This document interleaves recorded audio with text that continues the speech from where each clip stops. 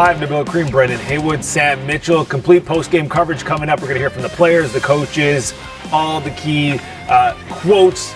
As we're going to Game 7 here, thanks to Jason Tatum and what he did, because for 3 quarters, it was crazy. Rough. We were thinking, what are we going to be saying about Jason Tatum if Boston gets knocked out? And he plays this way, but in that fourth quarter, drops 16 points.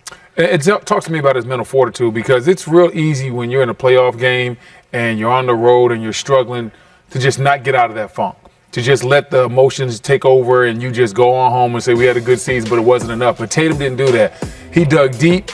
Crowd was against him. Everything was against him. There was no momentum on his side. Looked like his team was going home, and he just found a way to hit shot after shot down the stretch.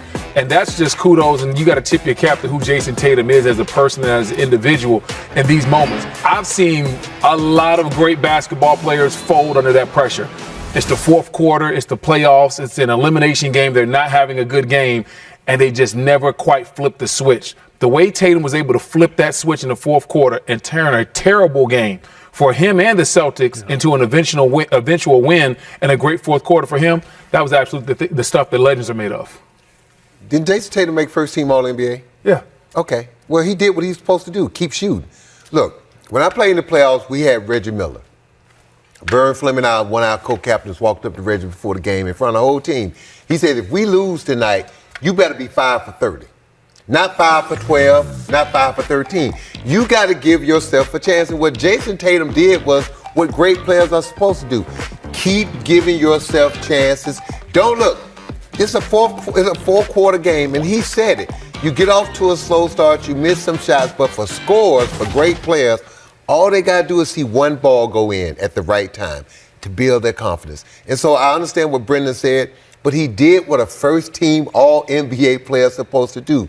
Keep pushing the envelope, keep attacking, keep looking for his shots. Who he going to pass it to? The only other person on that floor that he's going to trust is Jaylen Brown. It's those two. So he did what he was supposed to do. That's what great players do. Give Boston credit. Philadelphia hung around, took the lead. In Boston, Jason Tatum, at the right time when they needed him the most and when it counted, he stepped up to deliver 16 points in the fourth quarter. Now the question is, what is the MVP going to do coming back Game 7 in Boston?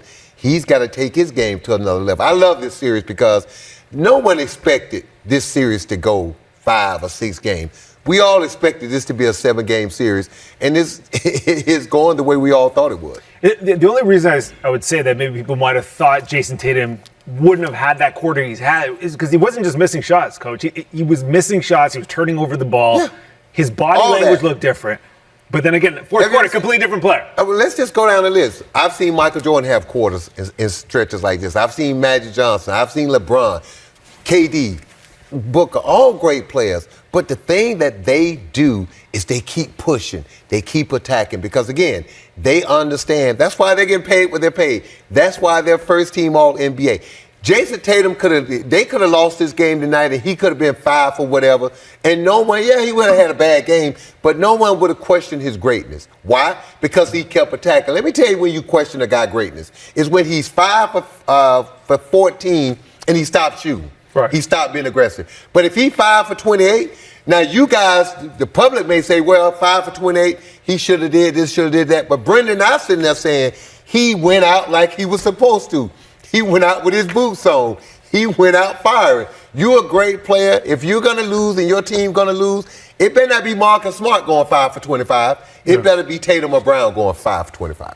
And you saw the reaction at the end of the game to Al Horford coming over to Tatum. I mean, what it must have done, Brendan, for that Celtics bench to know, okay, our guy's going now. Yeah, listen, when you're on that team and your best players and playing well, sometimes you start searching for answers. Like, man, how are we going to do this? We on the road.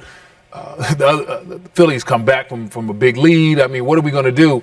And when you see your best player step up, emerge, and start carrying you, it just lifts everybody else up because they're looking for you anyway. When you're the guy, your teammates are looking for you in big-time moments. We're used to getting you the ball. We're used to having you deliver.